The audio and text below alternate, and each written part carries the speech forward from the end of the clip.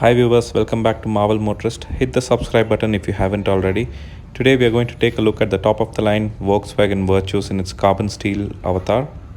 And I know there are particularly a lot of fans for this color, especially for it being very sporty with all blacked out elements.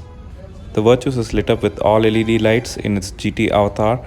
It gets the twin pod setups for the headlamps, also a fog lamp which is LED, and you have this silver lining that runs down the chin. And there you have the GT badging, which will say that this is the top of the line.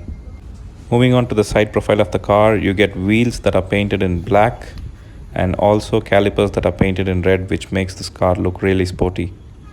Moving on, you'll get to see turn indicators on the overview mirrors and then your request sensor for keyless entry.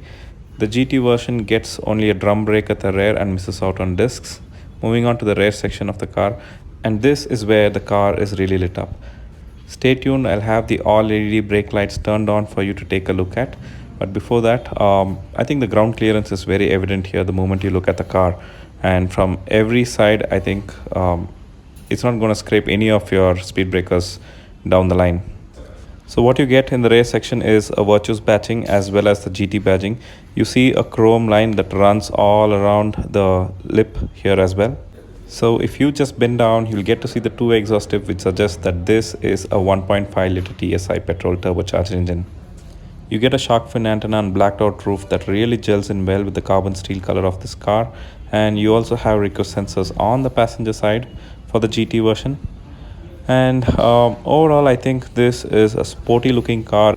Now let's just peep into the interiors of the car. So that's how the Volkswagen GT Virtus welcomes you in its black, beige and red accents. You get all the basic functionalities right there on the driver's door handle. And yeah, overall I think this looks a premium place to be in.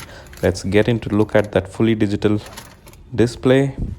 The steering wheel also looks to be laid out really well, 3-spoke, and looks good, adds to the sportiness as well. And there the sporty pedals again, wow. Just to keep you reminded that you are in the GT version, you get this red accent all over the interiors, a huge infotainment system, and now it's time to take a look at this instrument cluster, which is fully digital. Let's play around with some modes. All controls are on the steering wheels. All you need to do is click on each of the modes. Now you see the average, go to the settings. Here you will see what to display, like economy, average economy, gear display, oil temperature, and other options. On the right hand side, you get to see the trip time and how many kilometers you have driven since start. You get other options like average speed, gear display, audio, telephone, all other options that you would like to choose on to look at. It has vast amount of information to display. So here you get to see the different types of speedometer that you can select. So there you go. I think there's a lot of options here for audio, and that's one of the basic view. This is on RPM, this is on digital. That's the infotainment system. I've made a separate video on it, and I'm not a fan of these touch controlled air conditioning system. There's the gear lever, and you also get a manual parking brake which you can pull up and down. You have a 12-volt charger there and some pocket space as well here under the armrest.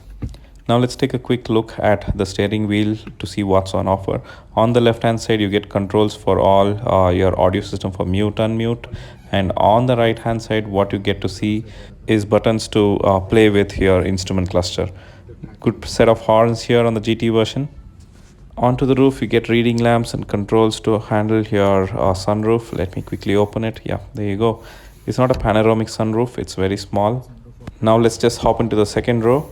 So I think you should get ample amount of leg room because of the wheelbase. Look at that. I think you have ample amount of room here.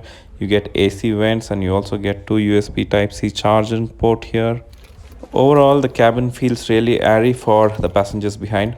And the interesting thing here is all 3 passengers get headrests.